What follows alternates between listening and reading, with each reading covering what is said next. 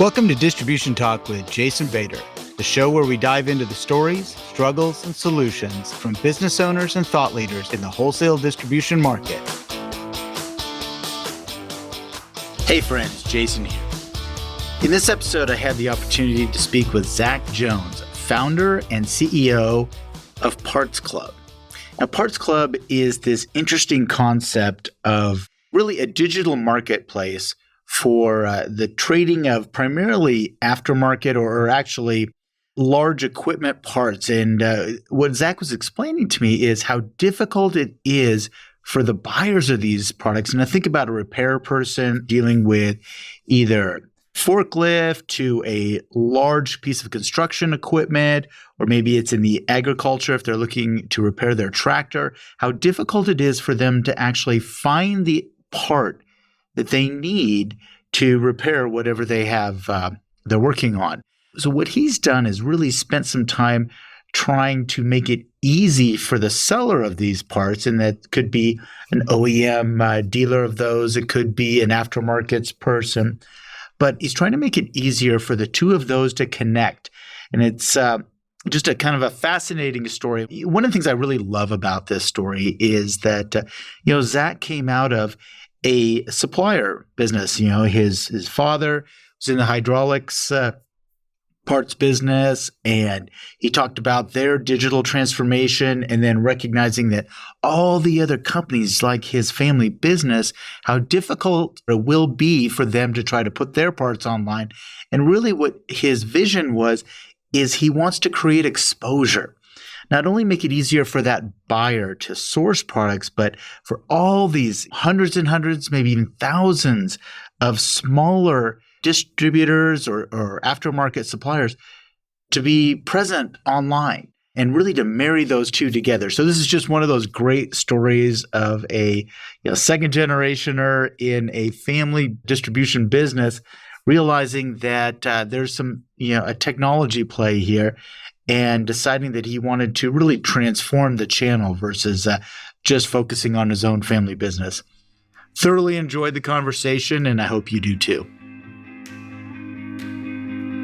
This episode of Distribution Talk is sponsored by InSQL Distribution Software. InSQL is a fully functional distribution-based software package. I say distribution-based because that's important. Many alternatives out there say they do distribution, but they really aren't very good at it. They're generally watered-down manufacturing packages with a few distribution features tacked on. I only recommend software packages that were purpose-built to serve distribution, and these folks do it very well at a price point many smaller distributors can afford.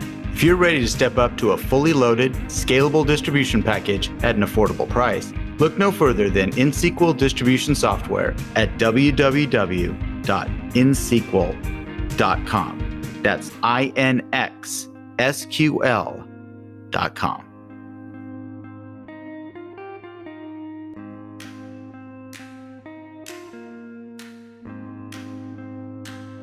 Well, hi, Zac. Welcome to Distribution Talk. Thanks so much for heeding the call and coming on and sharing your story a little bit. Absolutely, Jason. Thanks so much for having me. Well, as you know, with the show, I love to get into the background, the personal background, and how you got involved with what you're doing now. And trust me, we will get deep into what you're doing right now. But how did you get involved in distribution or really in this whole equipment world? So please take it away. The floor is yours. Yeah, thank you. So I grew up in this world. My father owns a business called Aztec Hydraulics in Toronto, Canada, and they do hydraulic forklift components. They've been around since 1984. And I had the privilege after graduating from college to not work in the business, which was fantastic. Lucky you. Yeah. I know. I moved away, unlike most entrepreneurs' children. So I moved away after graduating from school with my wife so she could do her master's degree in Vancouver, Canada. And when she wrapped up, we ended up moving home, and I joined the family business at that point. And when I had joined, they had 100,000 line items in stock, and none of them were listed online. And this was in 2014. So it was about time for us to think about getting that stuff online and growing our sales. And that was really the fastest opportunity to gain market share quickly.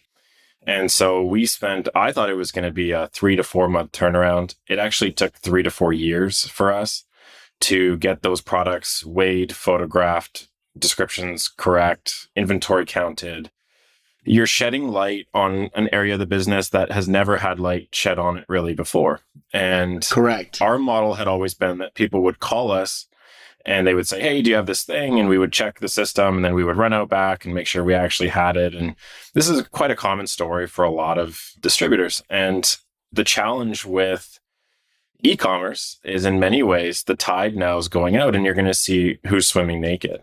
And once we have to start putting our live inventory out there, it becomes very challenging. And so it took us 3 to 4 years to really build up that part of the business and that skill set in the business to maintain our inventory data to where we're doing really well. And so our business ended up taking off on the e-commerce side over that 3 to 4 year period. And we started out obviously doing zero. And when I left about a year and a half ago, we were doing about $100,000 a month, which for a business that was doing not too much more than that on the part side, we ended up growing about 50 to 60% just by adding e-commerce. Oh, it's fantastic. Yeah. It was not so much about changing the business. The business was an excellent business. It was about telling more people, A, that we exist, and B, what we have, and then taking away the friction and allowing customers access to that. And so once we took away that friction and we didn't require them to call us or know who we were ahead of time or any of that stuff, we just gave them direct access to our parts. Really magical things started to happen, and things that I wasn't ready for. It could be something as simple as where the customers were coming. That was incredibly fascinating to find out. And most of our orders, to give you a point of insight, were going to places like Miami or Nogales, Arizona, or the places where you're like, there's no way we have that many customers in Doral, Florida. Like, there's no way. And you realize that all your shipments are leaving the next day and they're heading out to the Caribbean. And so they're being consolidated with other stuff that customer's buying in the US. And then they're being put on a skid and flown out to Barbados. And so the supply chain in those smaller markets, or maybe in Latin America or Mexico, really is not as robust as North America. And so these customers are struggling to satisfy their supply needs. And we realized just by putting our stuff online, we were meeting all of those needs that we didn't really anticipate ever needing to meet. And so we actually had to hire 2 people that speak Spanish just to deal with those new customers. Oh, that's interesting. And I was going to ask you, you kind of preempted me there. I was going to ask about, really, you were able to grow this business by, you said, about 50, 60% just by getting things online, getting really visibility to them. But did you have to add 50% more staff or, things that, and it sounds like you got a couple people, very specific, does it meet a specific need? But what about like the back end, I guess? Yeah, we added a couple people. At the end of the day, we added 1 in the warehouse and 1 to sales. We had to dramatically change the skill set of the team and our commitment to our data. So our processes became a little bit longer because they now had to be recording things that they never had to record before. So it could be something like when we ship a product, we had to add a field to our shipping document that said, is a photo taken of this product? And then if the shipper saw no, they had to go find the camera, take a photo, 3 photos of the product from different angles, and make sure that we captured that. And this was really to try to round out your information in the database. Is that correct? Make sure all our products had photographs. And so you really had 2 options. Do we send somebody through the warehouse product by product, or do we try and capture as you sell? And the nice part about as you sell is you're kind of hitting your high movers naturally by doing it that way. So we ended up going that route, but the poor shipping person went from shipping a product in, 45 seconds to a minute and a half. And once we're moving real volume through, that can stress them out considerably. And the first thing they're going to let go are your photographs, because they're going to get in trouble for not shipping the product. They're not going to get in trouble for not taking the photograph. So it took a real organizational commitment top down to say, we are going to work together to build this database of products, and we're going to see it through. And the gains are not going to come right away. You're not going to take a photo of the product and a week later it's sold. It does happen, but typically you're going to see that gain over the course of a year or 2. You'll flip it 4 or 5 times. So that was where the benefit was. And it was really trying to get the whole organization to shift from We are a repair company to we're an e-commerce company. We are primarily an e-commerce company that has a unique background where we can do rebuilt exchanges, we can do repairs, we can do all this other stuff, but our marketing is done online. And we were able to grow those sales without spending $1 on a Google ad. Like it just wasn't necessary. And one of the magic things that I think is underrated when it comes to distributors and e-commerce is the value of that SKU number or that part number. Because of how long and unique it tends to be, you tend to get free Google ads essentially, because it's such a low friction search. Like if somebody punches in Eaton 12C 253 dash, whatever, like 23 digits long, you're not competing with like LA Lakers tickets. You're coming up there right at the top. You're in the top 10. So like you're on page 1, which is incredible. And companies pay so much money to be there. And you can get there just by posting your stuff. Interesting. Zach, a couple thoughts, just a couple things as you're going through this story. One first thought is, really, again, you said the poor shipping person, having to slow down.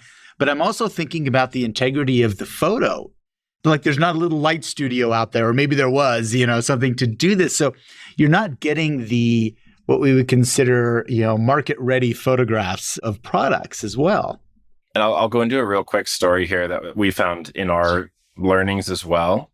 But we had to add a layer. You have to take your photos and then you add a tech layer where it goes in and cleans out the background. And there are now some pretty incredible tools. We paid a lot of money for ours. It was about $1 a photo, but it's now gotten down to about 5 or 10 cents a photo. There's just more competition in that space. There are tools like Canva where you can remove it for free on a $10 a month subscription.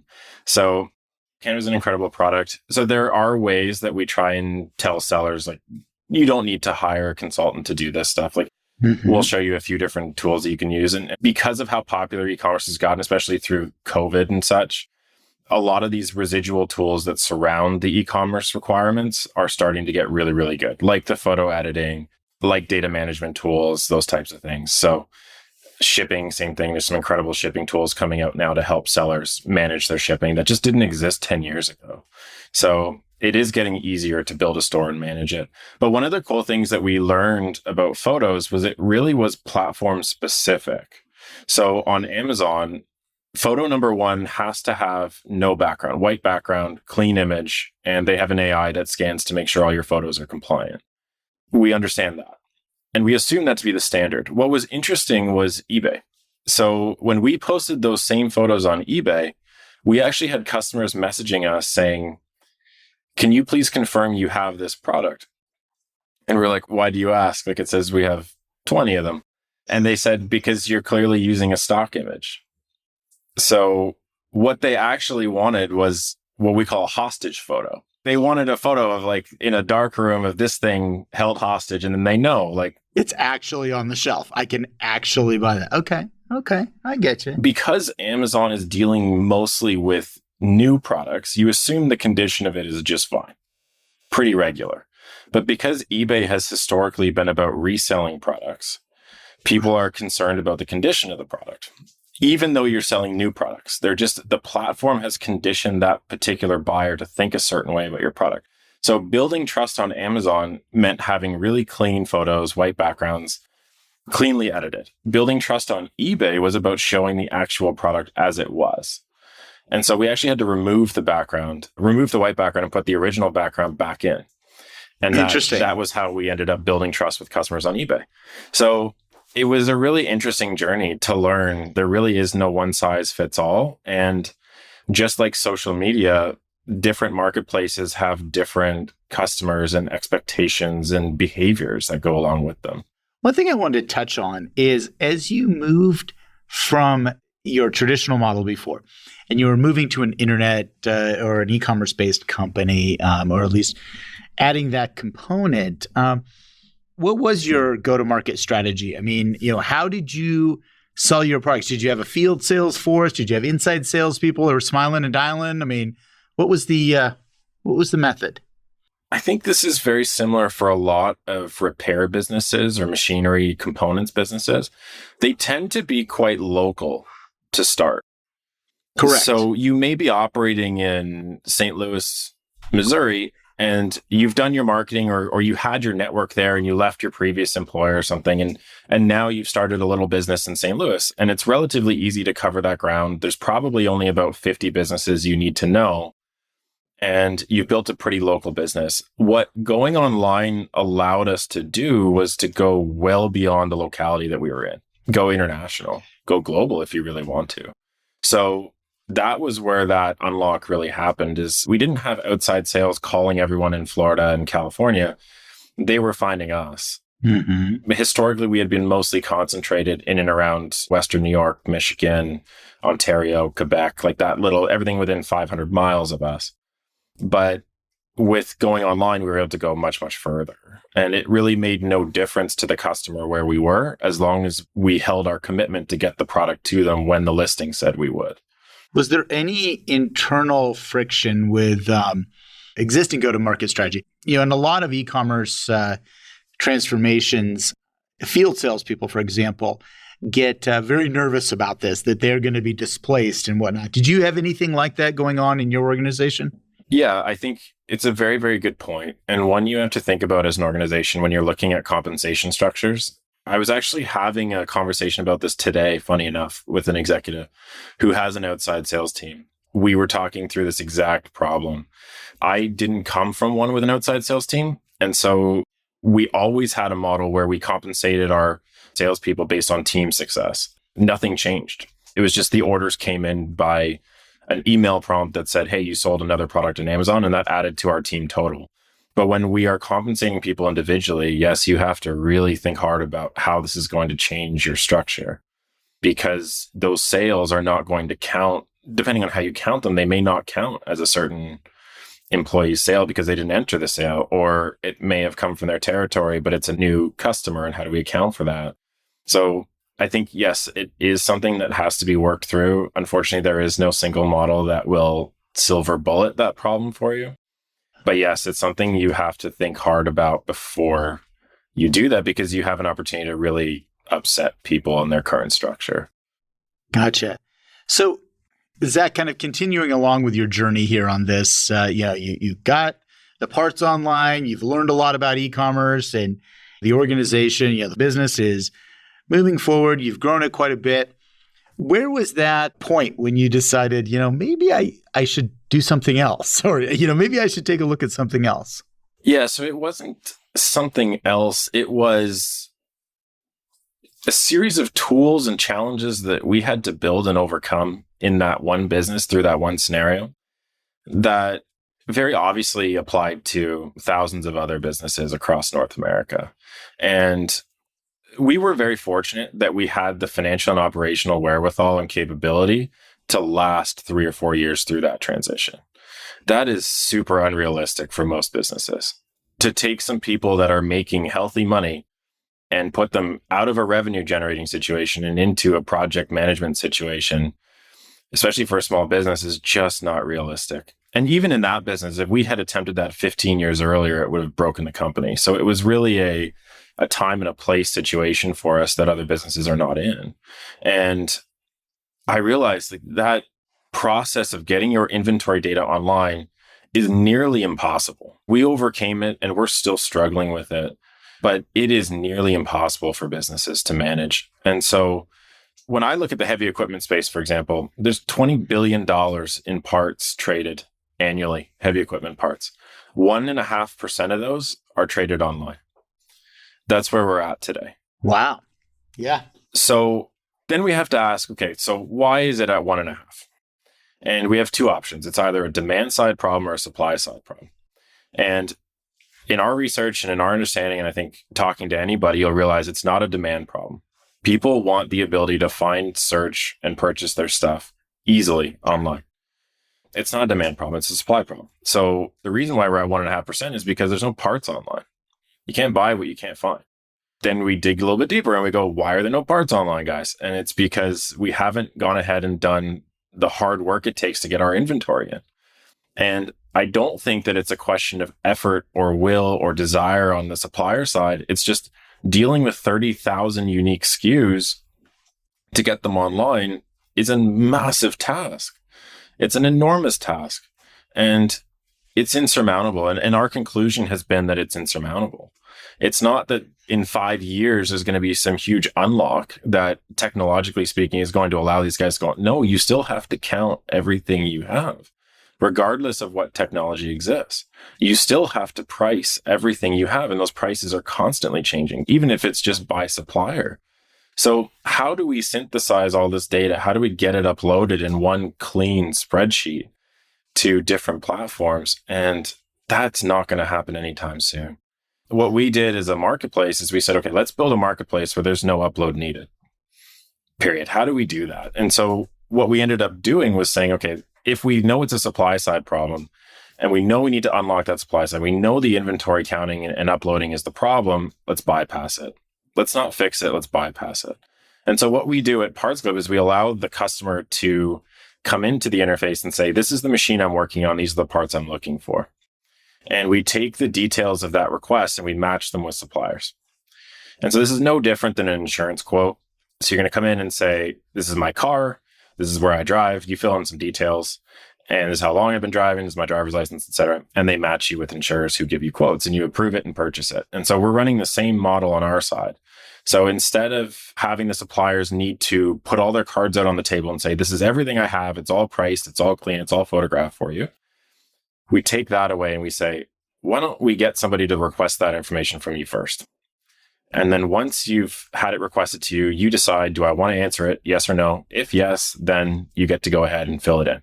If not, don't worry about it. You don't have to do it. And so we're taking that ownership of the data, not away from the supplier, but we're just doing it one at a time, as opposed to requiring them to upload everything all at once. And that's really been the big unlock for us. And that allows us to let suppliers start selling online in 15 minutes as opposed to 3 or 4 years. So, Zac, just to kind of clarify this, so you're really not putting 30,000 pictures online, and you're really not putting 30,000 pieces of PIM data online.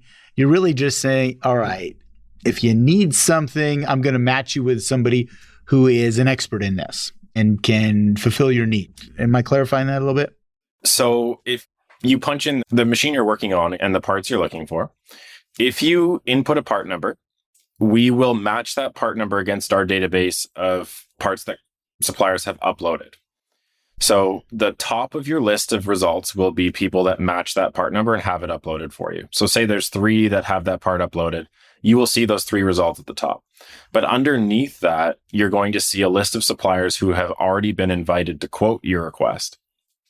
And they're going to be able to quote you probably in the next 30 to 40 minutes. And the cool part is underneath that, we have a whole list of suppliers that we've matched that are not yet signed up to our platform. So you can contact any of those on your own. So we're trying to provide people with all the solutions in the marketplace, whether they're e-commerce ready or not, and make sure that you're getting all the solutions available to you as a buyer. Gotcha. So you're not excluding the people who haven't signed up with you. To put it bluntly, I mean, you're still picking up money on the buy side. And then hopefully the supply side will say, hey, this is actually a pretty slick deal. Thanks for the lead. Maybe I'll raise my hand and say, I want to be a part of what you're doing. I want to quote the next one too. Yeah. Right. Gotcha. Okay. I'm with you now. So you made the transition from the family business. Just from that standpoint, how did that go? I mean, was that a difficult departure, or I left my family business and, and there was a lot of good things about it, but then there was also some challenges with it as well. How did that transition go for you? It went really well. I was fortunate enough to have a father that really helped with that transition. And I think we talked about it. I gave him a year's notice before I left. I think that was a big part of it, is I gave him more than a year's notice, and then we communicated all the way through. And that way I made sure that I hired underneath me and trained underneath me to make sure that he wasn't left holding the bag. And then I continued to stay on and manage, eBay and Amazon sales for them, and just make sure that side of it didn't die out when I left. And I obviously enjoyed that too. And I needed to do that to get my reps in, to keep learning how those platforms work and how to build a marketplace myself. That's our main competition, is those 2 platforms. So the more I get in there and learn kind of who those consumers are and how they work and how the platform works. And, one of the things, for example, that we learned, or I learned over the last year, is the importance of a transaction fee in how you run your marketplace. So we run a very low transaction fee. And so the reason we do that is because I don't want to be adversarial with our suppliers. So eBay and Amazon run an 18 to 22% transaction fee, and we run a 3 to 6% transaction fee. So what that means is they don't want to lose that 18 to 22%. They don't want you to go work together with the buyer, right? They have to keep you apart. They have to stay in the middle. And so Amazon, for example, has these crazy algorithms that search for words like email and screen your phone number and flag your account anytime you try and get a seller contacting a buyer. Outside of the system. Anytime you try and initiate contact outside the system, right? There's really no reason to fight it either on their platform. Like, you're in their sandbox and you got to play by their rules. But we learned that if we can drop that fee a little bit and make some money on the subscription side, we can not be so adversarial. We can actually connect those two parties. And on the B2B side, it's an integral part of the process, because in B2B, they have to work together. Some of the products are custom, or some of the products they're negotiating pricing. There's aspects of this that are conversational in a B2B deal that are not necessarily conversational in a B2C deal. Like, I'm not going to go to the seller of my flip-flops and tell them, I want to buy 1,000 of them. Can you give me $1 off per unit? But in B2B, you are. And so we don't have the ability to say, no. You don't get to know who the buyer is. You'll find out when they hit buy. What we do is we put a profile on both parties, and we actually give them a blue check mark like Twitter.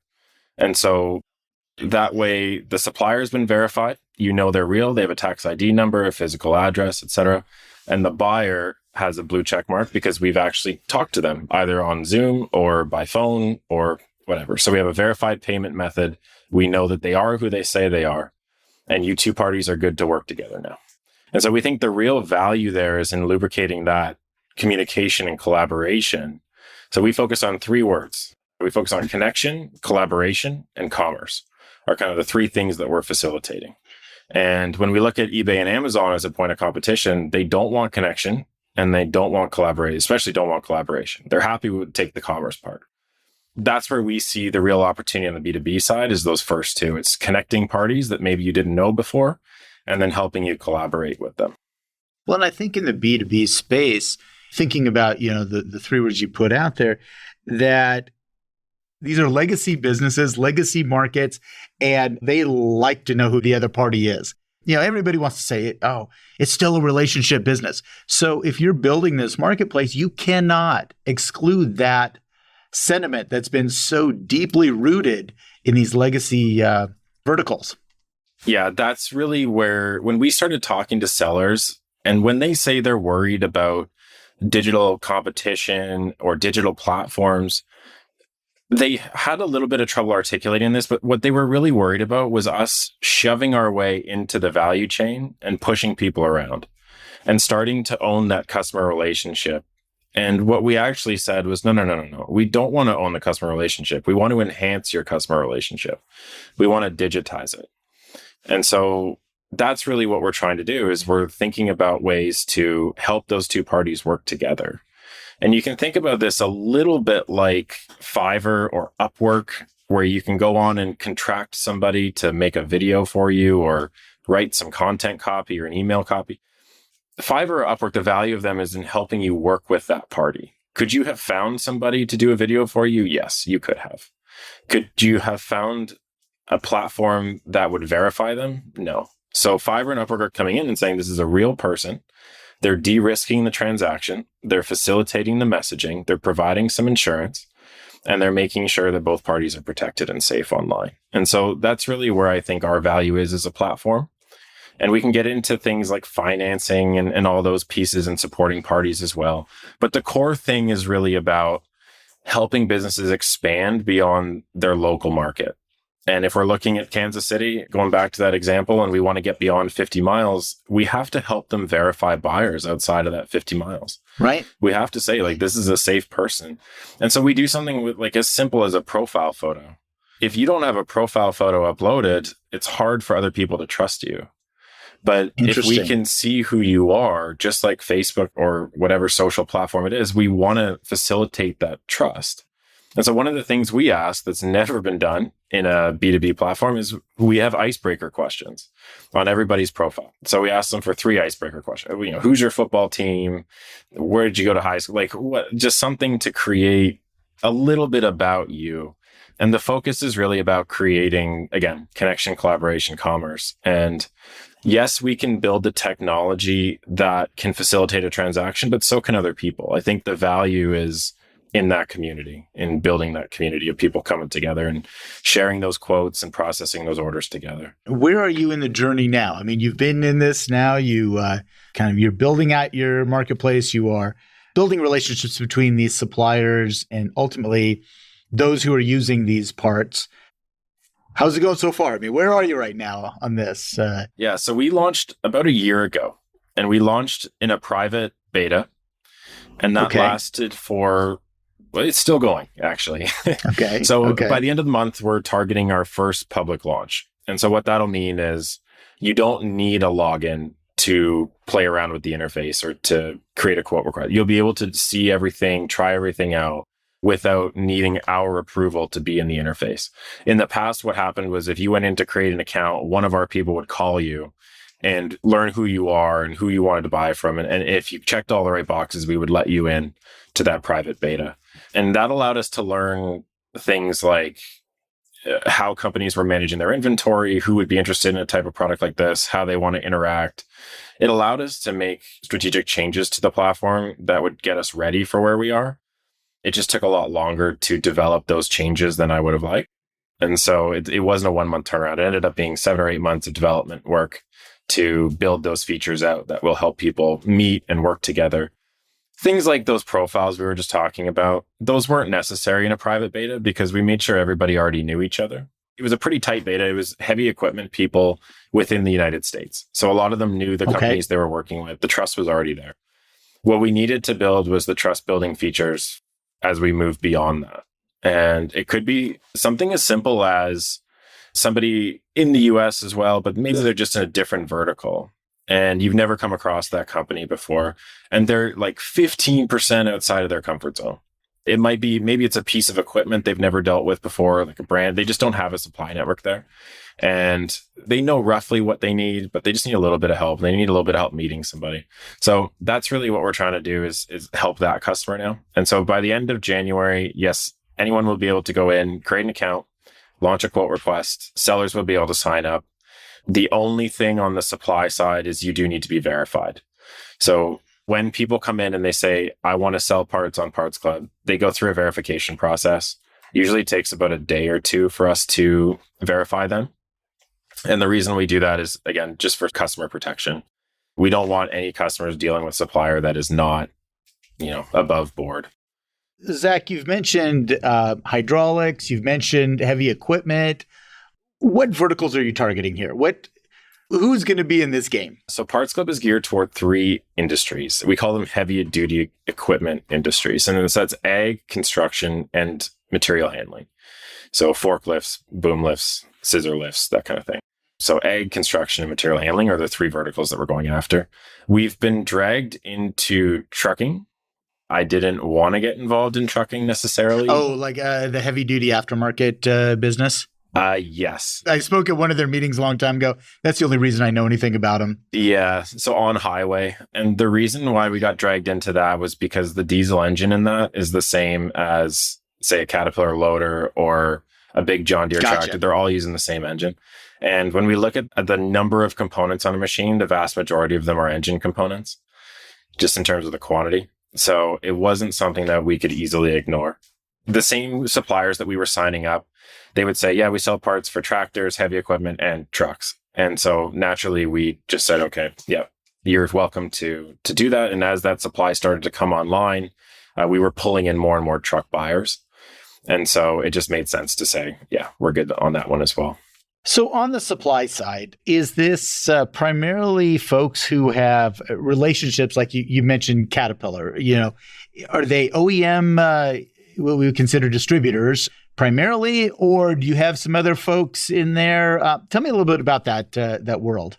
We allow sellers of different kinds to join the platform. We don't target anyone specifically. Because you're quoting and you don't necessarily need an inventory upload, it opens it up quite wide to who can participate.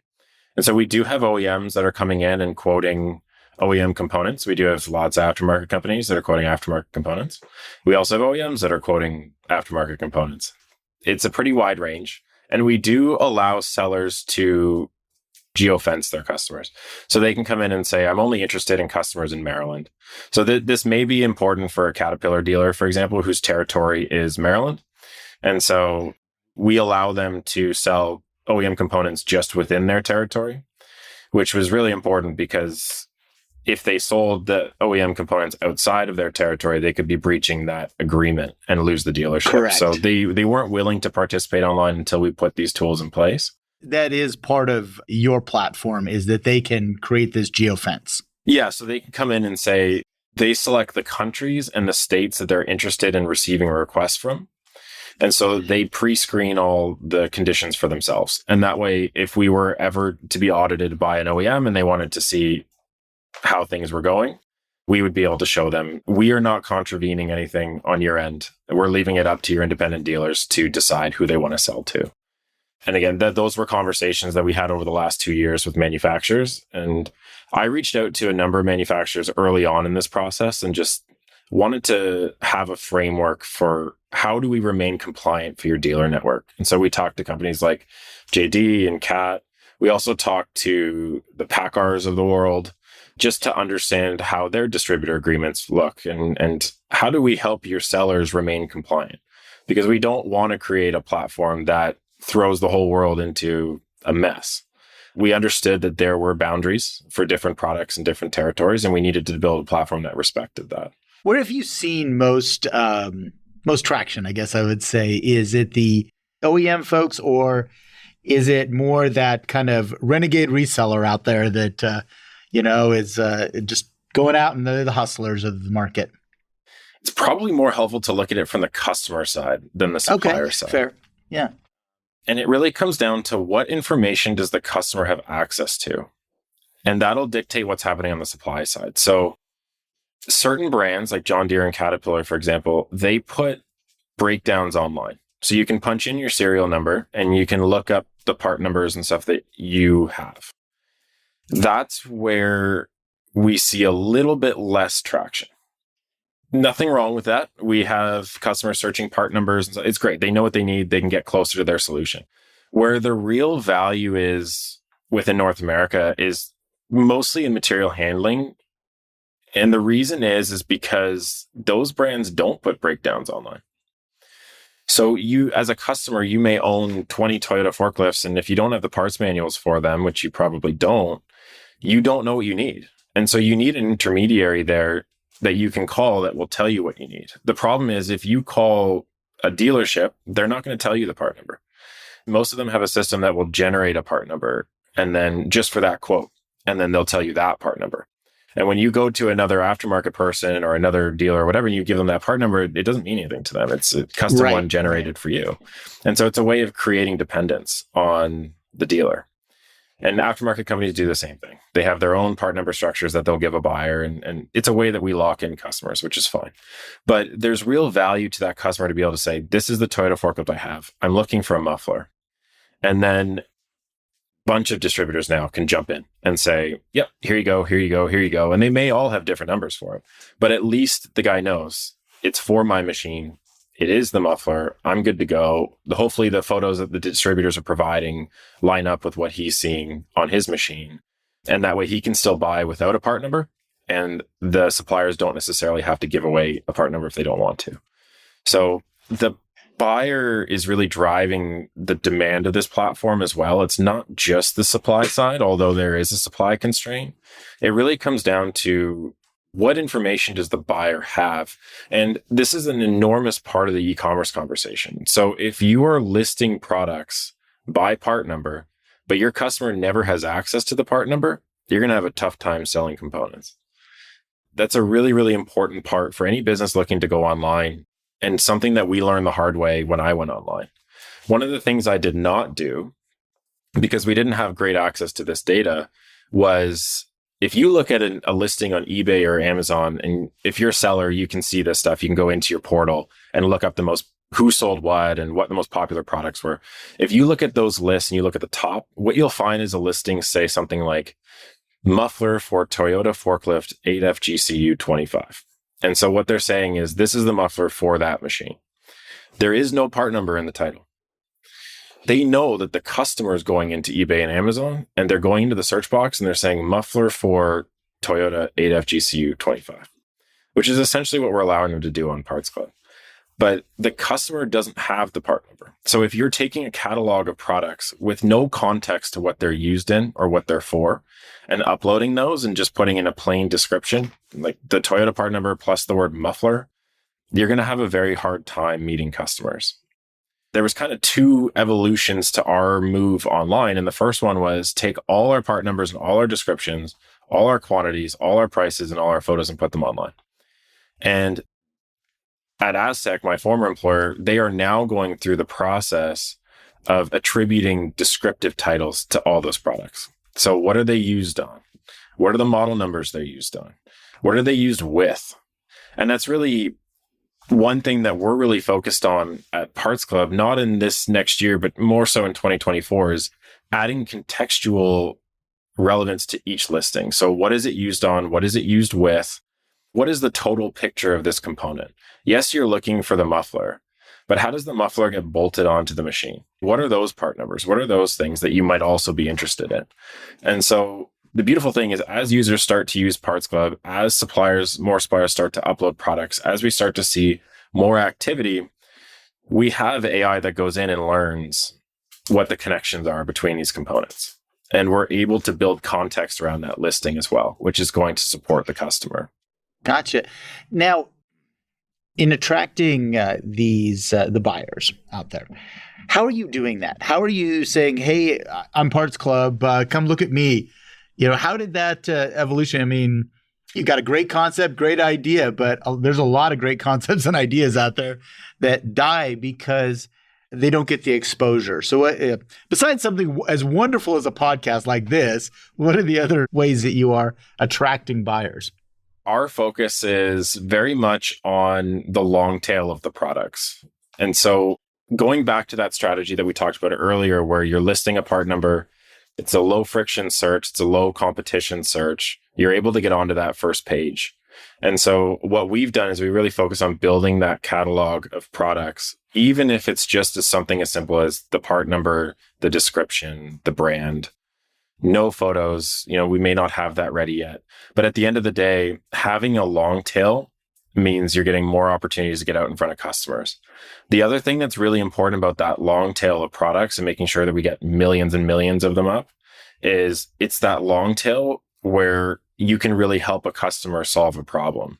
If it was a really competitive component, one that's used on every machine, say like a common axle, and everybody sells that axle, it's used on a million applications, we're going to have a really hard time getting onto page one for that, first of all.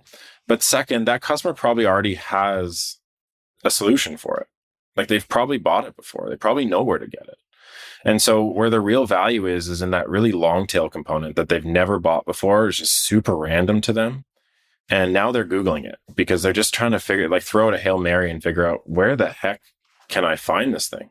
And so at that point, we're the ones that pop up and we say, we don't have it in stock, but we'll connect you with people that do. Like click here and create a request. Like looking for this item. Yes, click here and boom. Now you've been connected with 5 or 10 people and they may have that item in stock, or they may sell that brand, or they may sell that category of products. Maybe they sell wheels or axles or windshields or whatever it is that you were looking for. And so we're connecting you with the highest probability of people that can help you globally. And we may not have that thing in stock, but neither does anybody else. Like when you're looking at Google, it's a very hard problem to solve. And so what they're looking for is just any avenue to find a solution. And so it's that long tail of the products where the magic really happens in helping the buyer. And so, yes, we will be buying ads for more popular products because we have to, but where the magic really happens is in that long tail.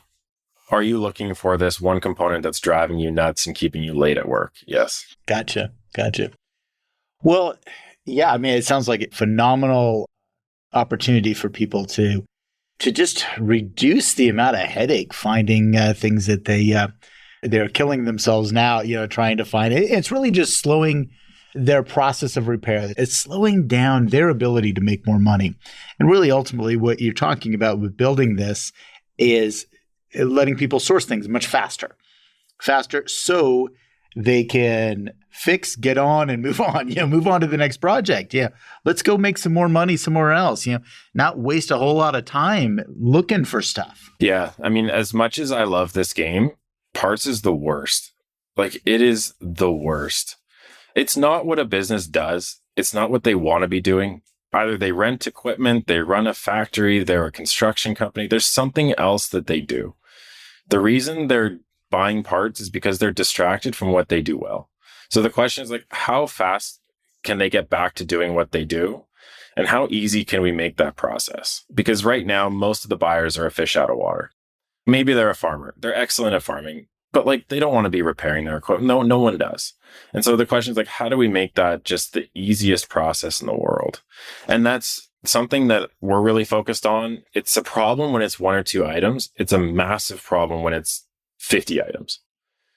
And that's where our focus is now on the design side, is we're building out modules that will handle 50, 60, 80 items. So if you're doing an engine teardown, how do you know and get quotes for all the components? And then B, how do you add all those up so you get a final cost of your repair and a final ETA date? So you can tell your customer, your engine will be ready and assembled on this day. And so we're able to go, yeah, you got 50 items. Let's try 50 different suppliers. We'll tell you, you select what suppliers you want. One checkout button, POs go to all the different suppliers. It all arrives. All the tracking feeds into one order. All your message histories in one order. How do we organize all that? Because right now that's happening by phone and email with 50 different suppliers. And so what that actually does from a value chain perspective is it forces the buyers to stick to one massive parts company. And so we end up with these monoliths of parts companies because they can supply everything, because the headache is so big that we're willing to pay more for somebody that can satisfy all those needs.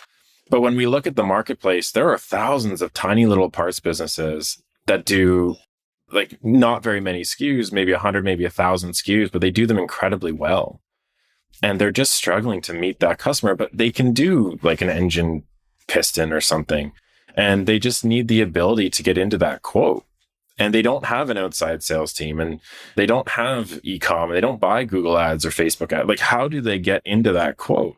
And there's value to the buyer to have them in there too. Like, there's value to the buyer to get a great quality product at a price that's fantastic. And a great service, great service from that company. And the big one is they're near short. Like, a lot of these guys are in Ohio or they're in Nevada. Like, you don't have to go to China. You don't have to go to Taiwan. You don't have to go to Vietnam to get a great price product. You just have to get visibility on who has it and who can do it. That's becoming an ever more important point as we look at, our supply chains falling apart and what's going on with China. And we want to make sure that we are nearshoring as best as we can, that we're supporting businesses within the United States. So I think I'm really excited about that larger module because it takes the value that we're creating on a 1 or 2 line order, and really it grows exponentially every line that you add to a quote. Because running a 50 line order, like, I feel so bad for these parts guys that do these large orders. And there really is a strong tendency to just go to one website, punch everything in, cost be damned, tell your customer that it is what it is, take it or leave it. And your customer's not happy. You're not particularly satisfied with that situation. And somebody else made a whole ton of margin. And so it really is about visibility, ease of use, keeping costs down for the buyers, keeping things simplified. And you need software for that. You really do. And software is that great thing because it memorizes things. It remembers things that you don't. It historically remembers things that you don't. Who did I buy that from last time? Or who was my contact? Like, we never let an email go out or a quote go out without telling you not only what company you're getting that quote from, but who at that company. Like, Chris at so-and-so company emailed you, and you got a little profile photo of Chris and a logo of the company. And it's about that connection. It's about making it easy, but it's also about like, okay, who did I buy that from last time? it's not a question, especially when our products are custom or our orders are custom. It's not just as easy as calling the company back, getting somebody completely different on an auto dial. And then now you got to explain your whole situation again. And they can't find your order or whatever's going on. And you're trying to say like, okay, but they gave me a deal last time. And they probably did. It's just, you have to figure out who that was. And it's this big problem. But now we have the ability to not only historically record all that stuff, but log all those against the equipment that you're working on. So now you open up, you double click on the forklift that you had in your fleet, and you've got an entire history of everything you bought or had quoted, who quoted you, what company they were with, what the price was. And we actually ended up taking it one step further where our sellers can search through the posted equipment and pre-quote. So they can go in and say, I have the muffler for this Toyota forklift. Let me go into PartsClub and see who has this Toyota forklift. And they can go in and pre-quote the muffler on all those people's forklifts and put it into their historical quote record. And so now if your parts room is quiet and you don't have a lot going on, I mean, your parts manager is coming in, he's being like, okay, guys, well, who did we quote today? We don't have to wait anymore for someone to call us. Like, let's get out there and quote this stuff. Yeah, let's be proactive and push this stuff out there. Exactly. Things like preventative maintenance kits, like those things, you know that they're going to need them soon. So get out there and put it into the guy's machine for him. And that way he has a record. So it helps the buyer, it helps the seller. It reduces downtime. It just does a lot of good. And so we're very excited about what software can offer this industry. Uniquely, it required somebody who came from this industry to understand all those little pain points. Agreed. And I think that's why you see people like Lisa Fiore at Landscape Hub and those types of folks coming out of a background of feeling that pain and then developing software to help solve it. And there really is nothing worse than having somebody from Silicon Valley come marching into a vertical and build very expensive software that nobody wants. And it just kind of upsets everyone before they leave. And it's really important that you have that humility and that empathy for the problems that people are really facing. And I appreciate that. I'm glad you brought up Lisa. And, there's been other folks that I've talked to in the past where that second generation or third has looked at their family business and the vertical that they've served and said, I think I can do this better. And I can apply technology where previous generations did not have the bandwidth or the ability to do that.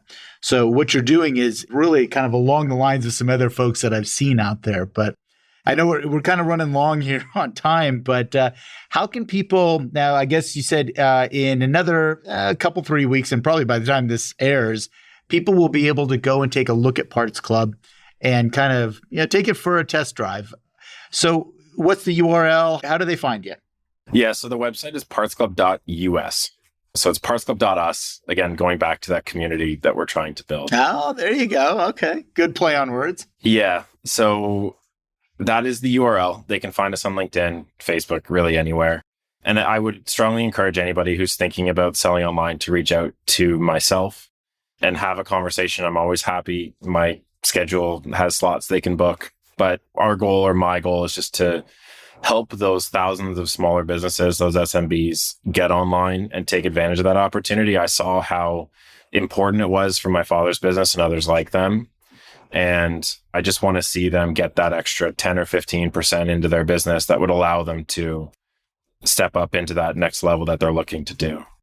Fantastic, Zac. Hey, I really appreciate you sharing this with us. And, I'm excited where you all are going. I mean, this is a really interesting marketplace that you're putting together here. I'll make sure to have links in the show notes of, how to get a hold of you and obviously to PartsClub directly. But hey, once again, I just want to thank you for coming on, and taking the time to share the story with me. And as I said, good luck with this, man. This is a huge endeavor, but it's exciting. Yeah. Thank you very much, Jason. All right. Well, I look forward to your future success. Thank you. Thank you for listening. If you liked what you heard, consider sharing with your friends and colleagues. And don't forget to follow the show on your favorite podcast application. Links to sponsors, products, and services mentioned during this episode can be found in the show description area or at www.distributiontalk.com. distributiontalk.com. Distribution Talk is edited and mixed by the brilliant team at the Creative Imposter Studios. This episode was brought to you by my company, the Distribution Team. We are a consulting services firm dedicated to helping wholesale distribution clients remove barriers to profitability, generate wealth, and achieve personal goals. To learn more about how we can help your company succeed, check us out at www.thedistributionteam.com.